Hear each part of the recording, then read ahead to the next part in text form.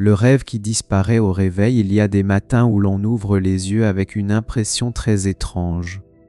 La chambre est là, le plafond est là, le téléphone est peut-être posé près du lit, la lumière passe doucement à travers les rideaux, tout semble ordinaire. Et pourtant, pendant quelques secondes, quelque chose ne colle pas. Vous avez la sensation de revenir de quelque part, pas d'un endroit que l'on pourrait retrouver sur une carte, pas d'une ville avec un nom, pas d'une maison où l'on pourrait retourner en voiture, mais d'un lieu intérieur, immense, instable, presque réel. Il y avait peut-être une rue, une personne, une porte, une conversation, un sentiment d'urgence ou de tendresse ou de honte ou de peur. Il y avait peut-être une histoire entière. Et au moment précis où vous essayez de la retenir, elle commence à se défaire, comme une phrase écrite sur de la buée, comme une image projetée sur un mur, juste avant que la lampe ne s'éteigne. Vous vous dites « Attends, je rêvais de quoi déjà ?» Une seconde passe. Le visage disparaît, la rue devient floue, la phrase se coupe au milieu, puis il ne reste presque rien. Seulement une certitude légère. Il y avait quelque chose. Vous n'avez pas inventé cette impression après coup. Vous étiez quelque part. Ou plutôt, votre cerveau avait ouvert un monde. Et maintenant ce monde se referme.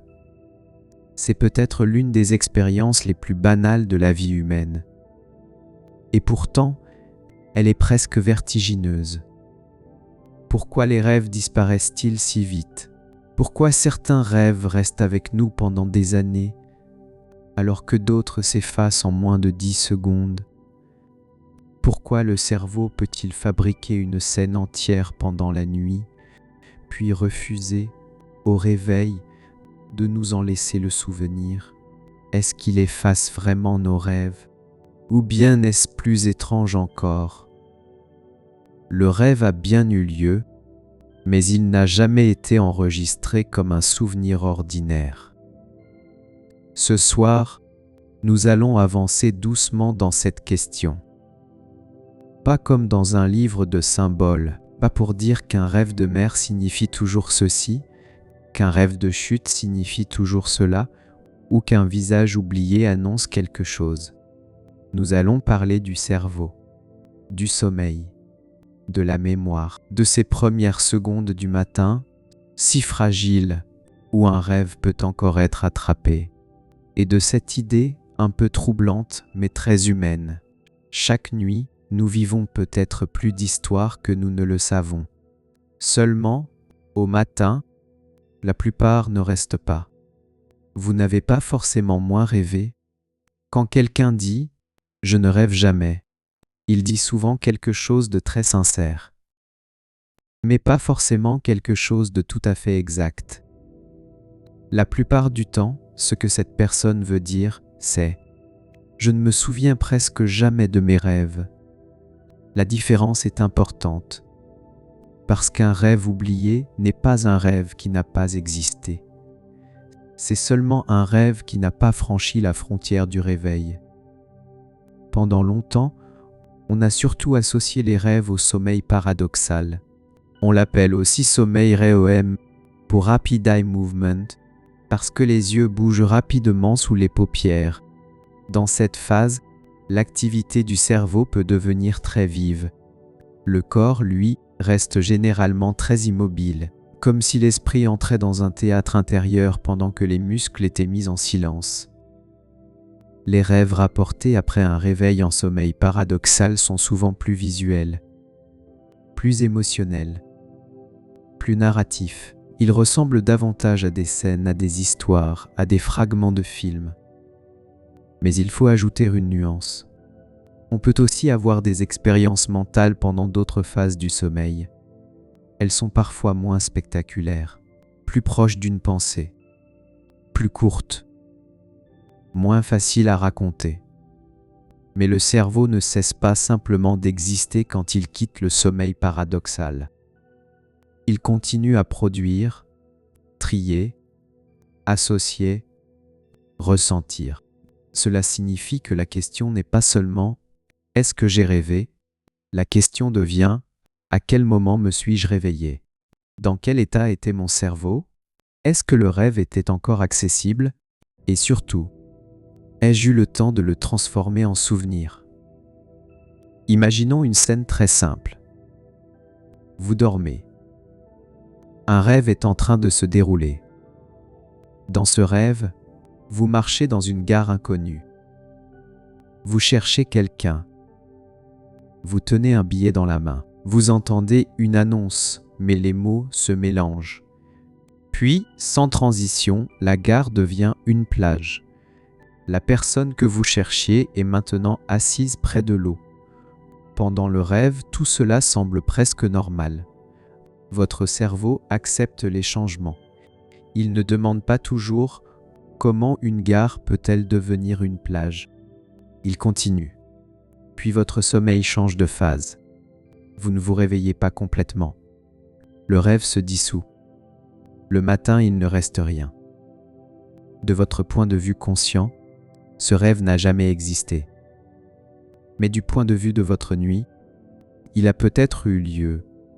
Il a simplement disparu sans laisser de traces stables. C'est l'une des raisons pour lesquelles la mémoire des rêves est si inégale. Nous ne récupérons pas toute notre nuit. Nous récupérons quelques morceaux, des fragments qui ont réussi pour une raison ou une autre à passer du côté du matin. Le sommeil n'est pas une extinction. Pour comprendre pourquoi les rêves sont si difficiles à retenir, il faut d'abord oublier une image trop simple. Le sommeil n'est pas un interrupteur. Ce n'est pas le moment où le cerveau s'éteint. Ce n'est pas une coupure nette entre activité et absence. Le sommeil ressemble plutôt à un autre régime de fonctionnement, comme une ville la nuit. Le jour, les rues sont pleines, les conversations circulent, les vitrines s'allument, les voitures avancent, les messages arrivent. La ville répond au monde extérieur. La nuit, la même ville semble plus calme, mais sous la surface, elle travaille encore. On nettoie les rues, on répare des câbles, on range des lieux qui ont été traversés toute la journée. Des lumières restent allumées dans des pièces où personne ne regarde. Le cerveau pendant le sommeil ressemble un peu à cela. Il n'est pas mort au monde, mais il n'est plus tourné vers le monde de la même façon. Il reçoit moins d'informations. Il répond moins aux sollicitations. Il ferme certaines portes. Il en ouvre d'autres.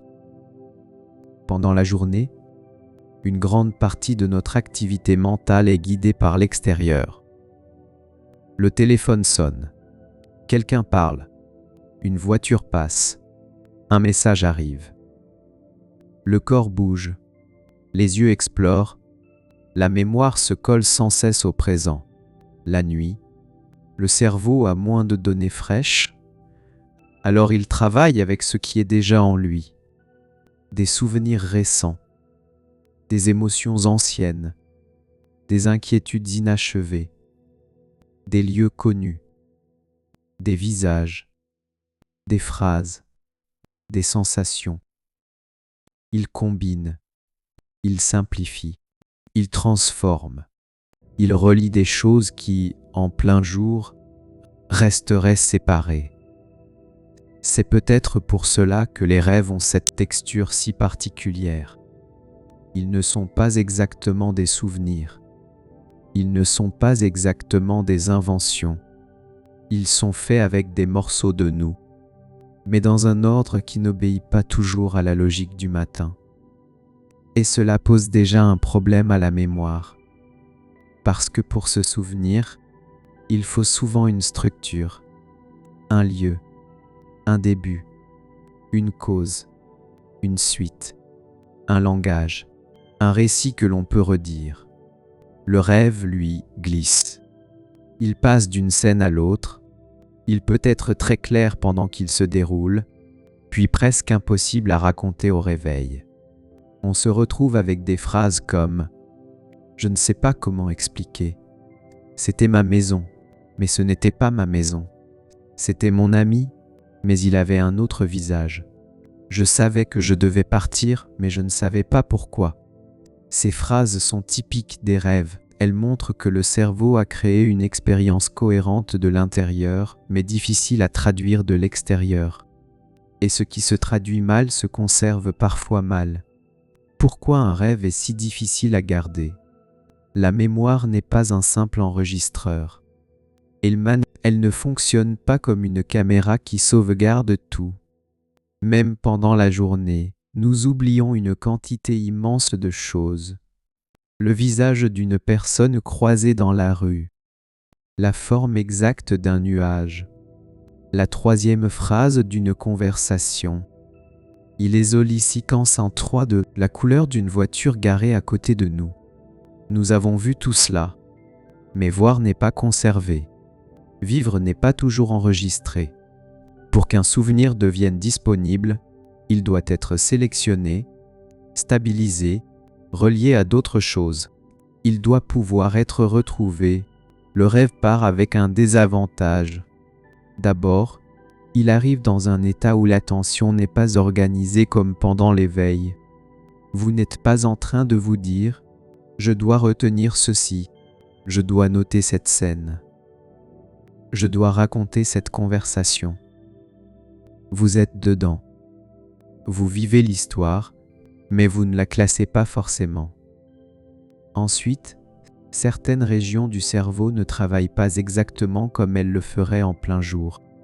On simplifie souvent en disant que le cerveau émotionnel est plus libre, tandis que certaines fonctions de contrôle logique sont moins dominantes, surtout dans les rêves les plus vifs. Cette formulation est un peu générale, mais elle aide à comprendre une chose. Le rêve peut être très intense sans être bien indexé.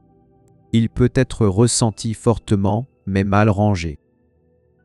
Comme un document ouvert sur un écran, mais jamais enregistré dans le bon dossier. Une autre difficulté vient de la chimie du cerveau. Pendant le sommeil, les niveaux de certains messagers chimiques changent. Les systèmes qui favorisent l'éveil, l'attention stable, la vigilance tournée vers l'extérieur, ne sont pas dans le même état. Le cerveau peut donc produire une expérience, mais ne pas la traiter comme une information à conserver pour demain matin. Ce point est essentiel. Un rêve peut être riche, long, émotionnel, visuel, et pourtant fragile. Sa richesse pendant la nuit ne garantit pas sa survie au réveil. C'est un peu comme écouter une chanson magnifique dans une pièce où aucun appareil n'enregistre. Au moment où la musique joue, elle existe. Elle remplit l'espace. Elle change votre état intérieur. Mais si personne ne l'écrit, si personne ne la rejoue, si personne ne la fixe, elle s'évanouit. Le rêve est souvent cette musique. Et le matin arrive comme une porte que l'on ouvre brusquement sur le bruit du monde. Les premières secondes du matin, il existe un moment très particulier dans la mémoire des rêves. Un moment minuscule, presque invisible. Les premières secondes après le réveil. Ce sont des secondes étranges, parce que vous n'êtes plus tout à fait dans le rêve, mais pas encore totalement dans la journée. Le corps revient, le poids du lit revient, la lumière revient, les sons reviennent. Mais parfois, le rêve est encore près de la surface. Si vous bougez trop vite, il se brise. Si vous attrapez le téléphone, il se retire. Si vous commencez à penser aux messages, au travail, à l'heure, au café, aux obligations, il devient presque inaccessible. Ce n'est pas magique. C'est simplement que l'attention est une ressource très puissante. Ce vers quoi vous orientez votre attention au réveil peut aider un contenu fragile à rester ou au contraire le remplacer. Le monde réel est très fort. Il impose ses repères. Il dit « Tu es ici ». Il était l'heure, tu dois te lever.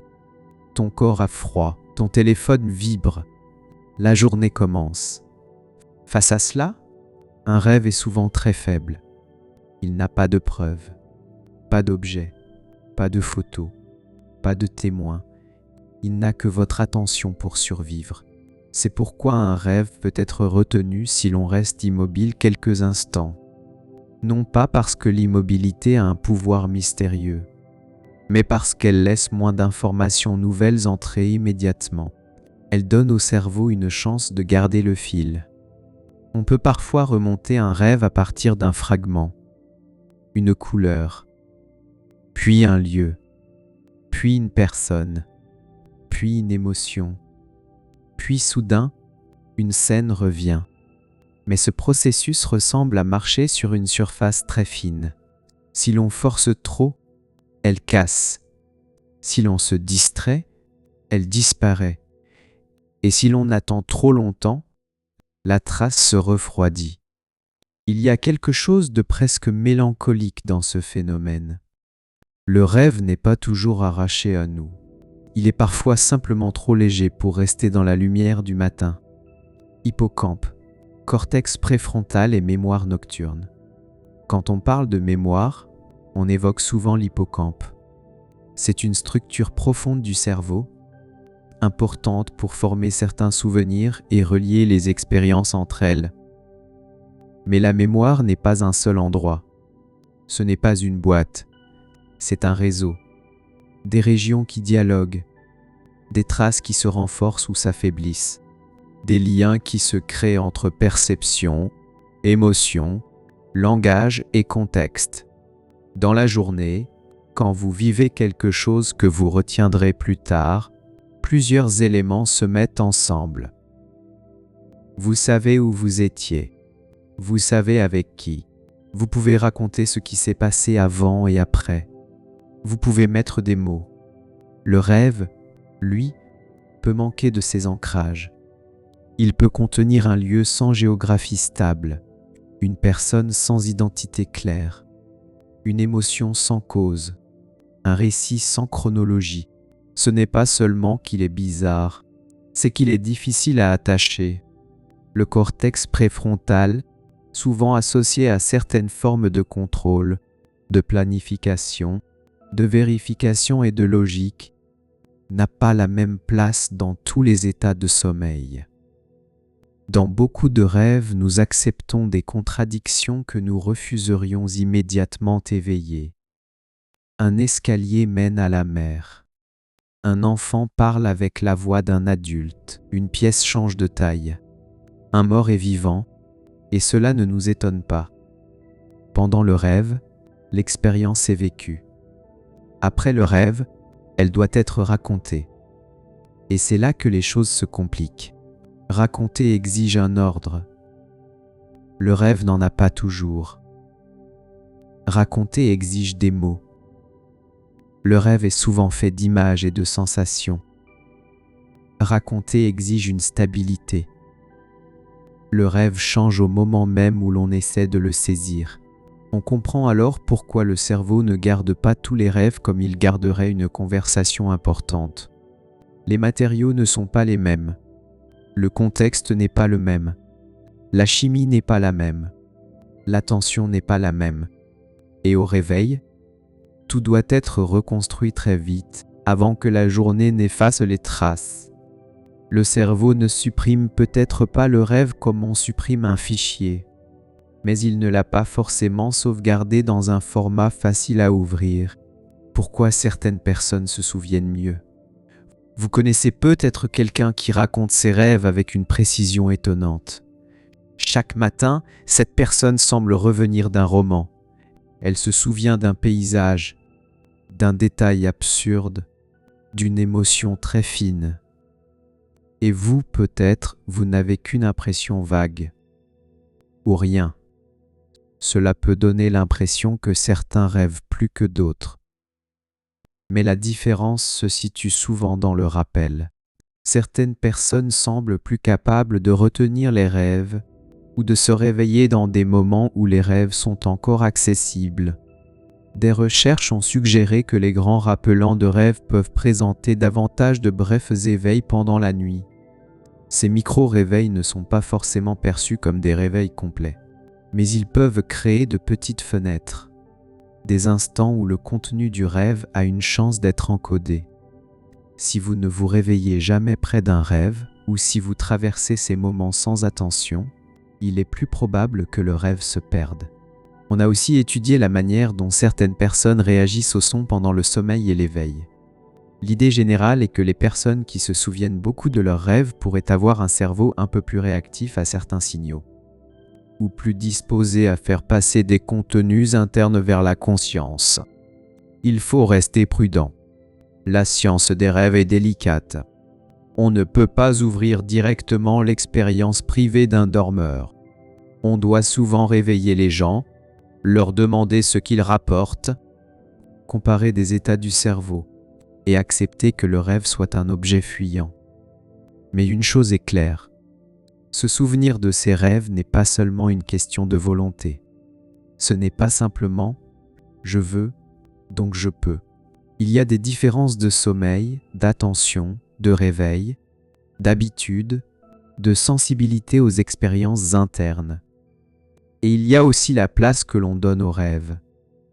Quelqu'un qui, chaque matin, prend quelques secondes pour écouter ce qui reste de la nuit crée peut-être plus souvent une passerelle.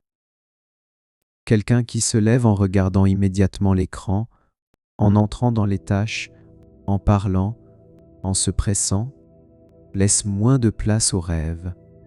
Cela ne veut pas dire qu'il faut transformer le sommeil en travail. Mais cela rappelle une chose douce. Beaucoup de souvenirs naissent de l'attention qu'on leur offre. Les rêves aussi. Émotions qui... Cauchemars et rêves proches du réveil. Tous les rêves n'ont pas la même chance de rester. Un rêve très neutre, très confus, très éloigné du réveil, peut disparaître sans presque aucune trace. Un rêve émotionnel, lui, laisse parfois une empreinte plus forte. Vous pouvez oublier l'histoire, mais garder la peur. Oublier le lieu, mais garder la tristesse.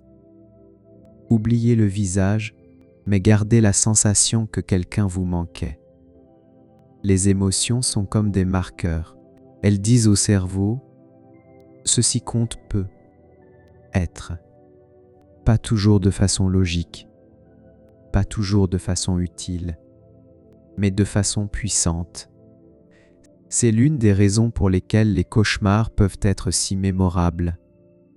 Un rêve de poursuite, un rêve de chute, un rêve où l'on arrive trop tard, un rêve où l'on perd quelque chose, un rêve où une personne disparue revient. Ces rêves peuvent rester non parce qu'ils sont plus vrais, mais parce qu'ils réveillent fortement le système émotionnel. Il y a aussi le moment du rêve. Un rêve proche du réveil a plus de chances d'être attrapé. Si vous vous réveillez pendant ou juste après une scène, elle est encore chaude. Si elle s'est produite 2 heures plus tôt, elle a peut-être été remplacée par d'autres cycles, d'autres états, d'autres contenus. C'est un peu comme une vague sur le sable. Si vous regardez tout de suite, vous voyez la trace. Si vous attendez, l'eau repasse. Le sable redevient lisse. Le rêve n'a pas été annulé. Mais sa trace a été recouverte. Cette image est importante pour garder le ton juste. Le cerveau n'est pas un voleur de rêves. Il n'est pas un censeur caché qui détruit tout ce que la nuit a produit. Il est un système vivant, changeant, traversé par des états différents. Il donne parfois beaucoup d'énergie à une expérience, puis très peu de moyens pour la conserver. Ce décalage crée notre trouble. Nous sentons que quelque chose a été vécu, mais nous ne pouvons pas le récupérer. Comme si une partie de nous avait regardé un film, puis avait perdu la bobine au moment de sortir de la salle. Peut-on apprendre à mieux retenir ses rêves ? Il est possible pour certaines personnes d'augmenter un peu le souvenir des rêves. Mais il faut le dire doucement. Ce n'est pas une promesse spectaculaire. Ce n'est pas une méthode magique. Et ce n'est pas forcément nécessaire. Le sommeil n'a pas besoin de devenir une performance. Cependant, si quelqu'un souhaite se souvenir davantage, les gestes les plus simples sont souvent les plus cohérents. Se réveiller sans se précipiter. Rester quelques instants immobile. Chercher d'abord l'émotion, puis l'image, puis le lieu. Ne pas forcer trop vite le récit. Noter quelques mots si quelque chose revient. Pas pour analyser chaque rêve comme une énigme, mais pour donner à la trace une forme. Le langage aide parfois à stabiliser ce qui se dissout. Dire « maison ancienne »,« pluie »,« train »,« personne inconnue »,« peur légère ». Ces quelques mots peuvent suffire à conserver un fragment. Plus tard, ils peuvent rappeler davantage. Mais il y a une limite. Vouloir retenir tous ces rêves peut devenir fatigant. Certaines personnes dorment moins bien si elles surveillent trop leur sommeil. D'autres se réveillent trop souvent. D'autres cherchent du sens partout et finissent par rendre leur nuit plus lourde. Pour une chaîne de science du soir, il faut donc garder une approche apaisée. Le but n'est pas de contrôler la nuit. Le but est de mieux comprendre ce qui arrive parfois. Si un rêve reste, on peut l'accueillir. S'il disparaît, on peut aussi le laisser partir. Il n'y a pas d'échec. La plupart des rêves humains ont probablement disparu depuis toujours. Des milliards de mondes intérieurs, ouverts quelques minutes, puis refermés sans témoin. Ce n'est pas forcément triste, ou peut-être que si, un peu, mais c'est aussi très doux. La nuit n'est pas seulement un lieu où l'on accumule, c'est aussi un lieu où l'on traverse. Certaines choses nous changent sans rester sous forme de souvenirs clairs. Une émotion digérée, une peur rejouée, une association nouvelle, un apaisement que l'on ne sait pas nommer. Le rêve peut disparaître, et pourtant la nuit peut avoir travaillé. Pourquoi oublier peut aussi protéger? Nous avons tendance à penser que se souvenir est toujours mieux qu'oublier, mais ce n'est pas si simple. Une mémoire parfaite serait peut-être un fardeau. Imaginez si chaque rêve de chaque nuit restait avec la même force qu'un souvenir réel. Toutes les rues impossibles, tous les visages mélangés, toutes les conversations absurdes, toutes les peurs sans cause, toutes les scènes où le temps se casse. Le matin, le cerveau devrait trier une foule immense. Qu'est-ce qui s'est vraiment passé? Qu'est-ce qui n'était qu'une simulation? Quelle émotion appartient au présent? Quelle émotion appartient à la nuit? Oublier, dans ce sens, n'est pas seulement perdre, c'est séparer. C'est laisser le rêve redevenir rêve. C'est empêcher la nuit de prendre trop de place dans le jour. Nous avons besoin de continuité. Nous avons besoin de nous réveiller dans le même monde, de reconnaître notre chambre, notre nom, notre histoire, nos tâches, nos proches. Si tous les mondes nocturnes restaient aussi présents que le monde réel, le matin serait être beaucoup moins simple. Alors l'oubli des rêves peut être vu autrement, non pas comme un défaut, mais comme une frontière souple entre deux manières d'être. La nuit, le cerveau peut essayer, mélanger, rejouer, inventer. Le matin, il revient.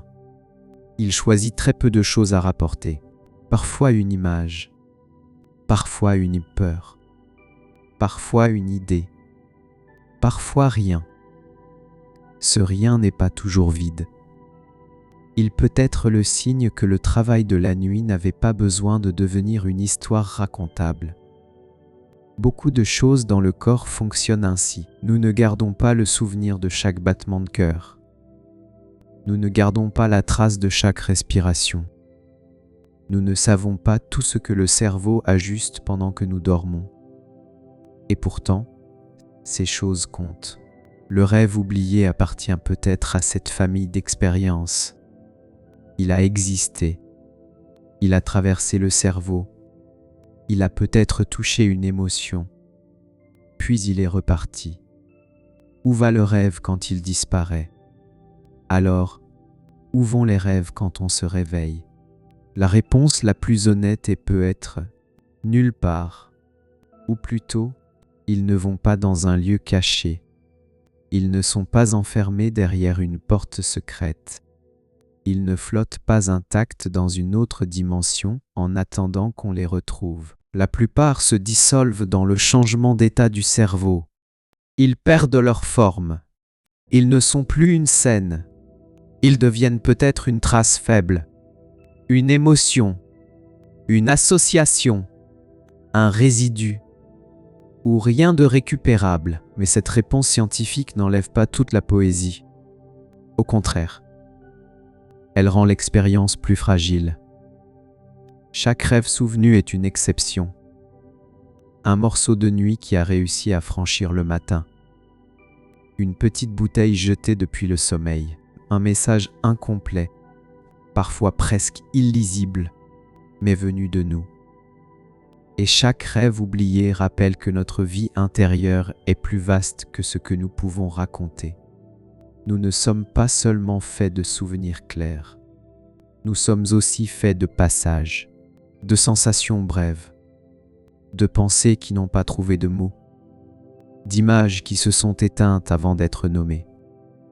Peut-être que cette idée peut être apaisante. Vous n'avez pas besoin de retenir tous vos rêves pour que votre sommeil ait eu un sens. Vous n'avez pas besoin de comprendre chaque image. Vous n'avez pas besoin de transformer chaque nuit en archive. Parfois, le cerveau ouvre un monde. Il vous y laisse marcher un moment. Puis il referme doucement la porte. Le matin ne lit pas le rêve. Il le reconstruit. Il y a une autre idée qui rend l'oubli des rêves encore plus intéressant. Quand nous essayons de nous souvenir d'un rêve, nous n'ouvrons pas toujours un enregistrement intact.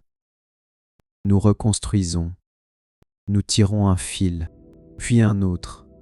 Nous essayons de remettre de l'ordre dans une expérience qui au départ n'avait peut-être pas d'ordre clair. C'est pour cela qu'un rêve peut changer pendant qu'on le raconte. Au début, on croit se souvenir d'une maison, puis, en parlant, la maison devient un appartement.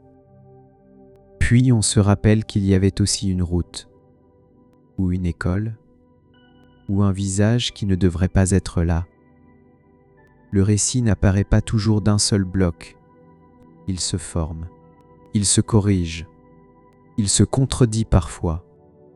Ce phénomène n'est pas propre au rêve. Même nos souvenirs de la journée ne sont pas des copies parfaites. Quand nous nous souvenons, nous reconstruisons aussi. Mais avec les rêves, cette reconstruction est plus fragile, parce que les indices sont plus rares. Il manque souvent l'heure, il manque le lieu exact, il manque la logique, il manque parfois même la certitude de savoir qui était qui. Alors le cerveau du matin essaie de faire ce qu'il fait toujours, donner une forme. Il prend une image, il ajoute une émotion, il cherche une suite.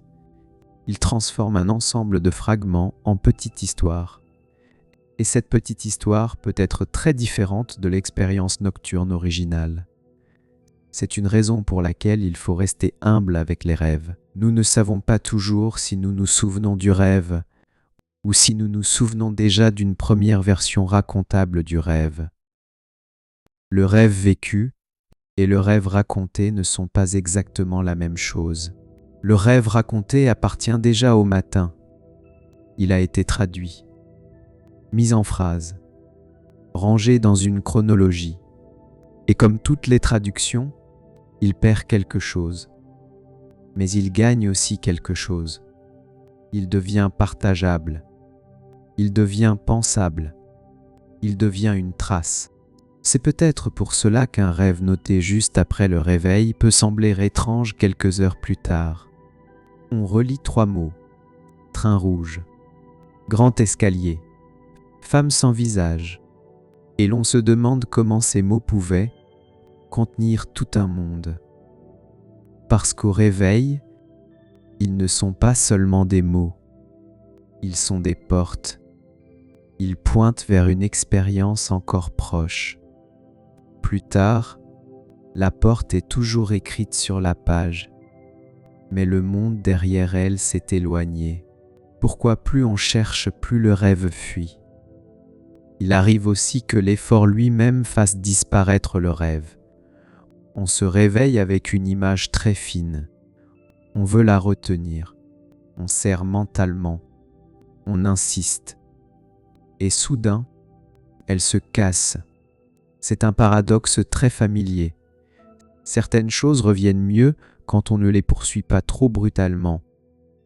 Un nom oublié. Un mot sur le bout de la langue. Une mélodie que l'on retrouve seulement quand on arrête de la chercher. Les rêves peuvent fonctionner un peu ainsi. Ils ne répondent pas toujours à la force. Ils répondent parfois à l'espace. Si vous vous demandez très vite, qu'est-ce que c'était? Qui était là? Pourquoi cela arrivait? Où étais-je exactement?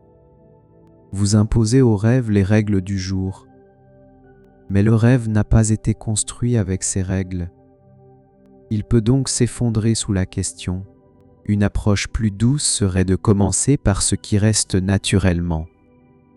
Pas l'histoire. La sensation. Était-ce sombre ou lumineux? Lent ou urgent? Triste ou léger? Était-ce près de la mer? Dans une maison? Avec quelqu'un? Le cerveau peut parfois retrouver une scène à partir d'une émotion, plus facilement qu'à partir d'une demande trop précise. Cela ne veut pas dire que nous contrôlons vraiment le rêve après coup. Mais cela montre que la mémoire n'est pas une armoire où l'on ouvre un tiroir, c'est plutôt un réseau de chemins. Certains chemins sont larges, d'autres sont presque effacés. Si l'on marche trop vite, on les perd. Si l'on avance lentement, on aperçoit parfois une trace. Cette lenteur convient bien à la nuit. Elle convient aussi au sommeil. Et peut-être qu'elle explique pourquoi les rêves reviennent parfois plus tard dans la journée. Vous ne pensiez plus à rien. Vous buviez un café. Vous regardiez par la fenêtre. Une odeur est passée. Une couleur. Une phrase. Et soudain, un morceau de rêve revient. Pas tout, mais assez pour vous surprendre. Comme si la mémoire avait attendu que vous arrêtiez de la secouer pour laisser remonter quelque chose. Les rêves qui restent pendant des années, et puis il y a l'autre extrême. Les rêves que l'on n'oublie pas. Ceux que l'on peut encore raconter 10 ans plus tard. Parfois, ils ne sont même pas très longs. Ils ne sont pas forcément spectaculaires. Mais ils restent. Un couloir rouge. Un jardin impossible. Une personne disparue qui vous parle calmement. Une sensation de voler au-dessus d'une ville. Un rêve d'enfance qui revient avec une précision presque irréelle. Pourquoi certains rêves traversent-ils le temps? Il n'y a pas une seule réponse. Mais plusieurs raisons peuvent se combiner. Le rêve a pu arriver très près du réveil. Il a pu être chargé d'émotions.